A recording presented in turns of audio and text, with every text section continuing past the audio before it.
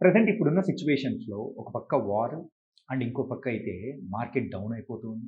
And ఇంకో పక్క invest చేద్దామని అనుకుంటే బంగారం కూడా తగ్గిపోతుంది. అసలు ఎక్కడ ఇన్వెస్ట్ చేయాలో అర్థం గాక కొంతమంది అయితే అసలు పిచ్చి పట్టి అసలు ఎటు చూడాలో అర్థం గాక సైలెంట్ అయిపోతూ ఉన్నారు. అంటే ఇలాంటి సందర్భంలో ఎక్కడ ఇన్వెస్ట్ చేస్తే బావుంటుందో మరి చెప్పడానికి ఇప్పుడు మనతో పాటు కూడా మ్యూచువల్ ఫండ్స్ డిస్ట్రిబ్యూటర్ అయిన మరి మాధవి రెడ్డి గారు ఇప్పుడు మనతో పాటు ఉన్నారు. మరి మేడంతో మాట్లాడదాం.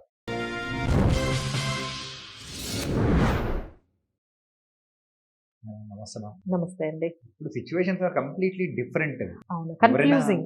కన్ఫ్యూజింగ్. కన్‌ఫ్యూజింగ్. ఎటు వెళ్దామో అర్థం కాకుండా కొత్త అవును. ఇన్వెస్ట్‌మెంట్స్ హ్మ్. అంటే చేద్దాం అనుకున్న వాళ్ళకి అసలు మాత్రం ఎక్స్‌పీరియన్స్‌డ్ వాళ్ళు కూడా కన్‌ఫ్యూజ్ అవుతున్నారు. ఎక్స్‌పీరియన్స్ వాళ్ళు కూడానా? కూడా. కొత్తగా నాలాంటి వాళ్ళు ఎక్కడ ఇన్వెస్ట్ చేద్దాం అనుకున్నా అర్థం కావట్లేదు. ఆ! మీరేం చెప్తారు మ్యామ్? సో మీరు చెప్పింది ఎగ్జాక్ట్‌లీ అండి. ఏ అసెట్ క్లాస్ చూసుకున్నా రైట్ ఫ్రమ్ మనము ఈక్విటీ మార్కెట్స్ 2 ఇయర్స్ నుంచి స్ట్రగుల్ అవుతూనే ఉన్నాయి. ఇలా ఏదైనా కొంచెం పాజిటివ్‌గా వెళ్ళగానే ఏదో ఒక బ్యాడ్ న్యూస్. హ్మ్. మళ్ళీ అది నెగెటివ్‌గా వెళ్ళిపోవడము. సో ఈ విధంగా స్ట్రగుల్ అవుతూ ఉన్నాయి. అలానే గోల్డ్ అండ్ సిల్వర్ అయితే ఇక అక్కడ స్టక్ అయిపోయాయి. ఆల్మోస్ట్ 30% పీక్స్ నుంచి పడిన తర్వాత అక్కడి నుంచి రిటర్న్స్ వచ్చేటట్టుగా ఏం కనిపించట్లేదు. అందరూ కూడా గోల్డ్ నుంచి కూడా పక్కకి వెళ్ళిపోయారు. ఆ మధ్యలో బిట్ కాయిన్ మీద చాలా అంటే $1,00,000 వరకు వెళ్ళింది. ఇప్పుడు అది కూడా $60కి వచ్చింది. 60,000 యాహ్! అంటే $1,00,000 నుంచి అది $60,000కి ఇప్పుడు ఇంకా కిందకి వెళ్ళిపోతూ ఉంది. సో అక్కడ కూడా వాళ్ళకి అర్థం కావట్లేదు. అసలు ఎక్కడ ఇన్వెస్ట్ చేసుకోవాలి? సో ఇందులో 2 థింగ్స్ ఉన్నాయండి. అంటే మీరు ఫస్ట్ రిస్క్ తీసుకునే ఎబిలిటీ ఉందా లేదా? అనేది మీరు ఆలోచించుకోవాలి. లేదు మేడం నాకసలు ఈ వాలటిలిటీ వద్దు. నాకు ఏది వద్దు. ఈ రిస్క్ వద్దు. ఏమొద్దు. నాకు 10% వచ్చేస్తే చాలు. హ్మ్. నాకేం పెద్ద యాస్పిరేషన్స్ లేవు. అంటే ఏదో 15-20% వచ్చేయాలని లేదు. బ్యాంక్ వడ్డీ కన్నా డబలొస్తే చాలు. అలాంటి వాళ్ళు చాలా మంది ఉన్నారండి. సో బ్యాంక్‌లో పెట్టుకుంటే ఆఫ్టర్ టీడీఎస్‌ల తర్వాత, టాక్స్‌ల తర్వాత వాళ్ళు 5%, 4% వర్కౌట్ అవుతుంది. హ్మ్. అలాంటి వాళ్ళు ఏమనుకుంటున్నారంటే మేడం మరీ 5-4% అయితే వర్కౌట్ అవ్వదు. అది మేము కూడా చెప్తాం. ఎందుకంటే ఇన్‌ఫ్లేషనే 8% ఉంది. 8%. సో మనకి ఓ 10% వస్తే చాలు. కానీ సేఫ్‌గా ఉండాలి. ఇంత వాలటిలిటీ అయితే మాకు అవసరం లేదు. రెగ్యులర్‌గా మాకు ఇన్‌కమ్ వచ్చేయాలి. సో మేము ఏ ఇయర్‌కి ఆ ఇయర్ మేము రిటర్న్ తీసేసుకుంటాము అనుకున్న వాళ్ళున్నారు. అలానే మనకు 10%, 11% వస్తే వాలటిలిటీ లేకుండా హ్మ్. దానికి బెస్ట్ ప్రొడక్ట్ ఏంటంటే బాండ్స్. వీటి గురించి చాలా మందికి అవగాహన లేదండి. ఎప్పుడు కూడా మనకు తెలిసింది బ్యాంక్ ఎఫ్‌డీస్ లేకపోతే ఈ స్మాల్ సేవింగ్ స్కీమ్స్ ఏవి ఎన్ఎస్‌సి సర్టిఫికేట్‌లు, పీపీఎఫ్‌లు, పీఎఫ్‌లు తర్వాత Sukanya Samriddhi scheme, post ఆఫీస్‌లు yeah! ఇవి బాగా తెలుసు. బట్ అక్కడ ప్రాబ్లమ్ ఏంటంటే 7%. హ్మ్. 7% అవ్వడంతో మళ్ళీ దాంట్లో లిక్విడిటీస్ అనేవి తక్కువుంటాయి. ఆ! సో దీంతో ఏంటంటే అక్కడ ఎవరికీ వర్కౌట్ అవ్వట్లేదు. 7%తో అంటే చాలా కష్టమైపోతుంది. మనకు కనీసం 10, 11% కావాలి. ఇది సరిపోవట్లేదు అనే విషయం అర్థమై అక్కడి నుంచి కూడా పీపుల్ ఆర్ మూవింగ్ ఔట్. హ్మ్.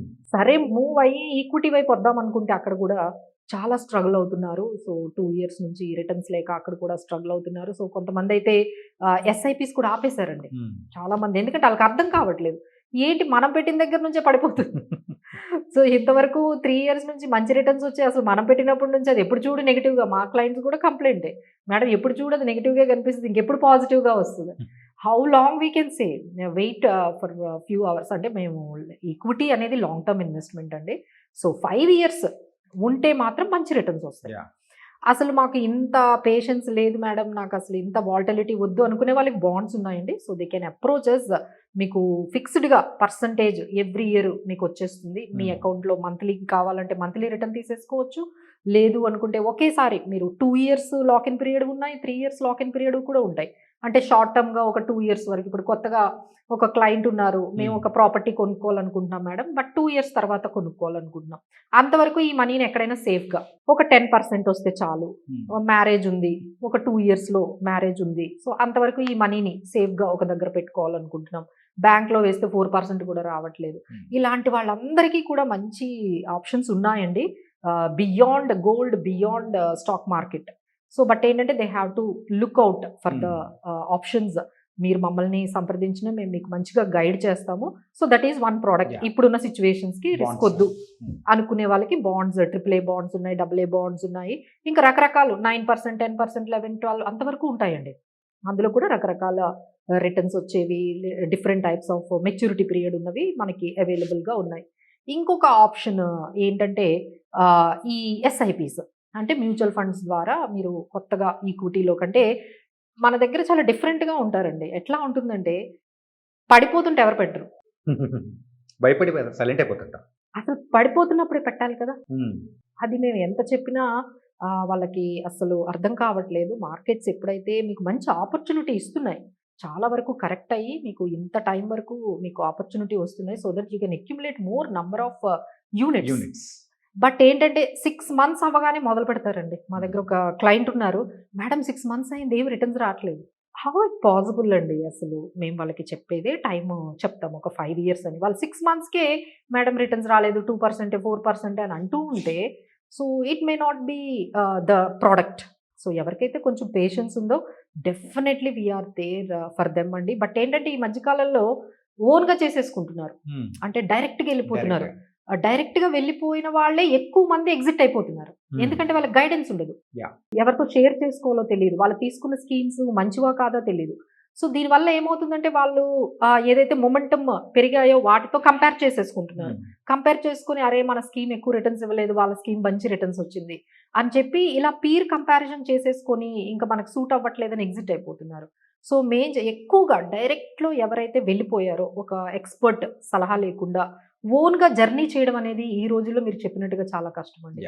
ఓన్గా మీరు ఎక్స్పెరిమెంట్లు చేయకండి. Markets are going to be very challenging. ఇలానే ఉంటాయి, ఇంత డైనమిక్గా ఇంత ఛాలెంజింగ్గా ఉంటాయి. మీరు డెఫినెట్గా ఈక్విటీకి రావాలి, ఈక్విటీలో మీరు ఉండాలి అంటే మాత్రం యూ నీడ్ సమ్ గైడెన్స్.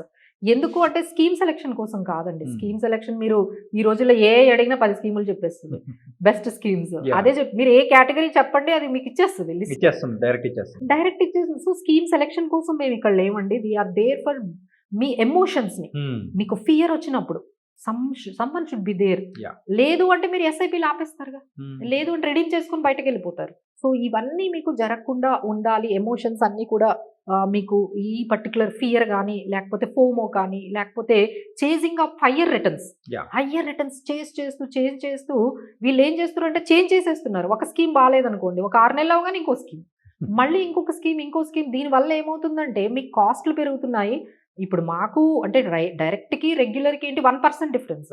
మీరు ఇలా చేంజ్ చేయడం వల్ల 1% ఎలాగో పోతుంది, ఇంకా ఎక్కువైపోతున్నాయి. సో దానికన్నా వీళ్ళకి 1% ఇచ్చేయడమే మనకి 1% అని మీరు చూడకండి. But you need to stay. అసలు ముందు మీరు మార్కెట్లో ఉండగలిగితే బాగుంటుంది, కానీ ఈ 1% మీదే ఆగిపోతున్నారు. వీళ్ళకి 1% వెళ్ళిపోతుంది, వీళ్ళ దగ్గర వద్దు అని చెప్పేసి డైరెక్ట్గా వెళ్ళిపోతున్నారు. బట్ ఆ ఎమోషన్స్ని ఇప్పుడు చూసారు కదా, వార్ మళ్ళీ స్టార్ట్ అవగానే మళ్ళీ కొంతమంది ఆపేస్తారు, కొంతమంది రీడీమ్ చేసేస్తారు, కొంతమంది మార్కెట్ నుంచి ఎగ్జిట్ అయిపోతారు. ఇవన్నీ మన వల్ల కాదు అని చెప్పి వెళ్ళి రియల్ ఎస్టేట్లో ఏ ప్లాటో కొనుక్కుంటూ ఉంటారు. So this is how it is happening అండి. సో ఇలాంటి టైంలో ఏంటంటే ఒక గైడెన్స్ తీసుకుంటే definitely you can stay with the markets. ఇందులో మనకి పిఎంఎస్లు ఉన్నాయి, ఏఎఫ్స్ ఉన్నాయి, ఎస్ఐఎఫ్స్ ఉన్నాయి, మ్యూచువల్ ఫండ్స్ ఉన్నాయి. సో అన్లిస్టెడ్ షేర్స్ ఇప్పుడు ఎంత బాగా పెర్ఫామ్ చేస్తున్నాయి అంటే ఇప్పుడు జెప్టో కూడా మార్కెట్లో అవైలబుల్గా ఉంది. అంటే ఇప్పుడు కొత్త ట్రెండ్ అండి. అదేంటంటే ఐపీఓ వరకు ఎవరు వెయిట్ చేయట్లేదు. ఐపీఓకి ముందే మార్కెట్లో ఎన్ఎస్సి అవైలబుల్గా ఉంది. ఐపీఓ షేర్స్ వెళ్ళక ముందే జెప్టో ఇప్పుడు మార్కెట్లో అవైలబుల్గా ఉంది, ఓయో అవైలబుల్గా ఉంది, రేజర్ పే ఉంది. అన్నీ ఇప్పుడు మీరు ఐపీఓ వరకు ఎవరు ఆగమన్నారండి, అందరూ ముందే కొనేస్తున్నారు. సో అలాంటి ఆప్షన్స్ కూడా మనకి మార్కెట్లో చాలా అన్లిస్టెడ్ షేర్స్ అని ఇంకా చాలా ఆప్షన్స్ వచ్చాయండి. But people are not aware. వీటి గురించి ఎక్కువగా తెలియకపోవడం వల్ల వాళ్ళు ఓన్గా కొన్ని ఎక్స్పెరిమెంట్స్, అలానే ఏ ఐపీఓలు వస్తే ఎందులో పెట్టాలి వాటి గురించి కూడా గైడెన్స్ తీసుకున్నారు అనుకోండి. సో మనం ఆ ఐపీఓస్లో మనం పెట్టచ్చు. సో ఒక స్ట్రాటజీ కూడా డెవలప్ చేసుకోండి. So that stay with that, డిసిప్లిన్గా ఉండండి. ఇఫ్ ఇట్ ఈస్ ఈక్విటీ, ఇవన్నీ మా దగ్గర పేషెన్స్ లేదు, లేకపోతే మేము డిసిప్లిన్డ్గా ఉండలేకపోతున్నాము, మేము కంటిన్యూస్గా ఇన్వెస్ట్ చేసుకోలేకపోతున్నాం, స్టెప్అప్ కూడా చెయ్యరండి. అంటే 10,000 ఎస్ఐపి స్టార్ట్ చేశారు అనుకోండి, 5 years అయినా 10,000 SIP, that will not work. మీరు ఎవ్రీ ఇయర్ కొంచెం స్టెప్అప్ చేసుకొని వెళ్తే మనం వెల్త్ క్రియేషన్ అనేది చేయగలము. బట్ ఇవన్నిటికీ ఏంటంటే ఎవరైనా ఒకరు ఉండాలి, మీకు చెప్పాలి, సార్ మీరు చాలా ఇయర్స్ నుంచి ఎస్ఐపి పెంచలేదు అంటే మా క్లయింట్స్ అందరికీ ఎవ్రీ 6 monthsకి రివ్యూ చేస్తాం. రివ్యూ చేసి కానీ మాకు అర్థమైపోతుంది, ఓకే ఈ పర్సన్ ఎప్పటి నుంచో అసలు అదే ఎస్ఐపి కంటిన్యూ చేస్తున్నారు అని చెప్పి మేము కాల్ చేస్తాం అన్నమాట. కాల్ చేస్తే so they will increase the SIP అమౌంట్ని ఇంక్రీజ్ చేయండి. సో ఫియర్ ఫ్యాక్టర్ ఉంటుంది డెఫినెట్లీ. ఇలాంటి స్టేట్మెంట్స్, ట్రంప్ స్టేట్మెంట్స్ చూస్తే ఎవరికైనా భయం వేస్తుందండి.